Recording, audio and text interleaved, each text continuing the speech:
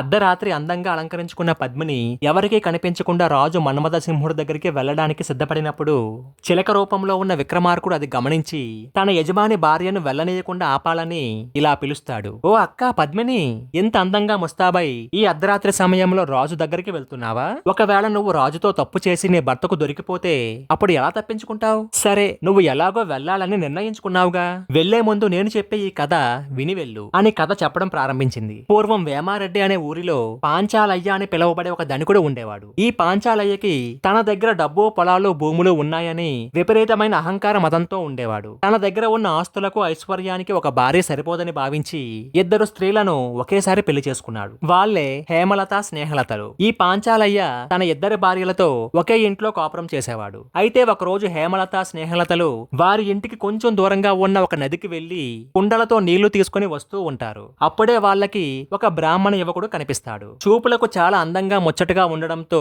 అతని మీద వీరికి కోరిక కలిగింది. వెంటనే హేమలత, స్నేహలతలు ఆ బ్రాహ్మణ యువకుడి దగ్గరికి వెళ్లి, ఓ బ్రాహ్మణోత్తమ, మీరు మా ఇంటికి రండి, మీకు స్వయం పాకమిస్తాం అని చెప్పగానే అది విన్న బ్రాహ్మణ యువకుడు ఆ ఇద్దరి స్త్రీలను చూసి, మీరిచ్చే స్వయం పాకంతో నా కడుపు నిండునా, కాళ్ళు నిండునా అని నిట్టూర్పు వదులుతూ బదులిస్తాడు. అది విన్న హేమలత, స్నేహలతలు, ఓ బ్రాహ్మణోత్తమ, నీకు స్వయం పాకంతో పాటు దక్షిణ కూడా ఇస్తాం, మా ఇంటికి రండి అని చెప్పగానే అప్పుడు ఆ బ్రాహ్మణ యువకుడు, మీరిచ్చే దక్షిణ నాకెందుకు, మిమ్మల్ని చూస్తూ ఉంటేనే నా కడుపు నిండిపోయింది అని చెప్తాడు. ఆ సమాధానం విన్న ఇద్దరు స్త్రీలు ఆ బ్రాహ్మణ యువకుడు ఏం కోరుకుంటున్నాడో అర్థం చేసుకొని, ఓ బ్రాహ్మణుడా, మీరు కోరుకున్నవన్నీ మీకు లభిస్తాయి, మా ఇంటికి రండి అని చెప్పి అతన్ని ఇంటికి తీసుకుని వెళ్తారు. ఇంటికి తీసుకుని వెళ్లిన వెంటనే ఆ బ్రాహ్మణ యువకుడికి తినడానికి పళ్ళు, పలహారాలు, పంచపక్ష పరవాన్నాలు, తాగడానికి అమృతంతో సమానమైన పానీయాలు, ఇలా రకరకాలుగా బ్రాహ్మణ యువకుడికి కడుపు నిండా భోజనం పెట్టి ఆ బ్రాహ్మణ యువకుడితో ఆ ఇద్దరు స్త్రీలు సరస సల్లాపాలు సాగించి కామకేలి జరుపుతారు. తమ భర్త పాంచాలయ్య ఒక అనాగరికుడని,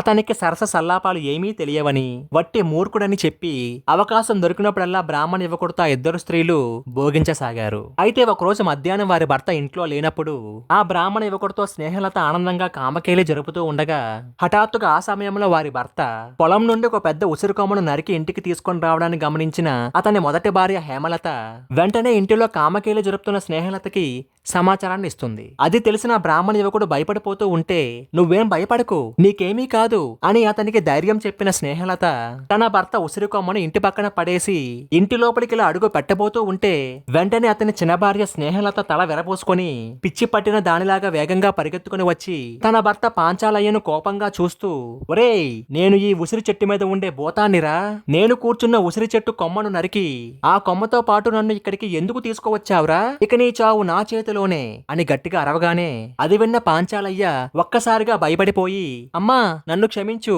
తప్పు చేశాను, నన్నేమీ చేయకు, ఇప్పుడు నన్ను ఏం చేయమంటావో చెప్పు తల్లి అని అడుగుతాడు. సరే, ఇది నీ మొదటి తప్పుగా క్షమిస్తున్నాను, వెంటనే ఈ కొమ్మను తీసుకుని వెళ్లి ఎక్కడి నుంచి తీసుకొచ్చావో అక్కడే పెట్టేసిరా అని గట్టిగా చెప్పి అరవగానే అది విన్న అతని మొదటి భార్య హేమలత కలగజేసుకొని, ఏవండి, వెంటనే ఆలస్యం చేయకుండా భూతం చెప్పినట్లే చెయ్యండి, అది మిమ్మల్ని ఏమైనా చేస్తుందేమోనన్న భయంగా ఉందండి, మీకు ఏమైనా అయితే మేము తట్టుకోలేమండి అని అతని మొదటి భార్య హేమలత చెప్పగానే పాంచాలయ్య ఒక్క క్షణం కూడా ఆలస్యం చేయకుండా ఆ మండుటెండలో ఆ ఉసిరి చెట్టు కొమ్మను తీసుకుని వెళ్లి ఊరి చివర ఉన్న పొలంలో పడేయడానికి వెళ్లిపోతాడు. వెంటనే హేమలత, స్నేహలతలు ఆ బ్రాహ్మణ యువకుడికి కొంత ధనమిచ్చి మరలా ఎప్పుడైనా కొలుద్దామని చెప్పి అతన్ని పంపించి వేసి అతి పెద్ద ప్రమాదం నుంచి తప్పించుకున్నారంటూ ఆ కథ చెప్పడాన్ని ముగించిన చిలక పద్మినితో ఇలా చెప్తుంది, నువ్వు కూడా ఇలా బరి తెగించగలిగి హేమలత, స్నేహలతలాగా తప్పు చేసినా కూడా తప్పించుకునే నేర్పు నీకు ఉంటే నువ్వు తప్పకుండా ఈ రాత్రికి రాజు దగ్గరికి వెళ్ళవచ్చు అని చిలక రూపంలో ఉన్న విక్రమార్కుడు చెప్పగానే అప్పటికే అర్ధరాత్రి దాటిపోవడంతో ఇక ఇది వెళ్లే సమయం కాదని భావించి పద్మిని తన మందిరంలోకి వెళ్లి నిద్రపోతుంది. కానీ తర్వాత రోజు రాత్రి పద్మిని మళ్లీ రాజు దగ్గరికి వెళ్లాలని నిర్ణయించుకుని అందంగా ముస్తాబాయి వెళ్లబోతూ ఉంటే వెంటనే అది గమనించిన చిలక, అక్కా పద్మిని, వెళ్లే ముందు మందారవల్లి కథ చెబుతాను విని వెళ్ళు అని మందారవల్లి కథను తర్వాత వీడియోలో చెప్తుంది. ఈ వీడియో మీకు నచ్చినైతే లైక్ చేయండి, షేర్ చేయండి, కామెంట్ చేయండి. అలాగే మా ఛానల్ కూడా సబ్స్క్రైబ్ చేసుకోండి.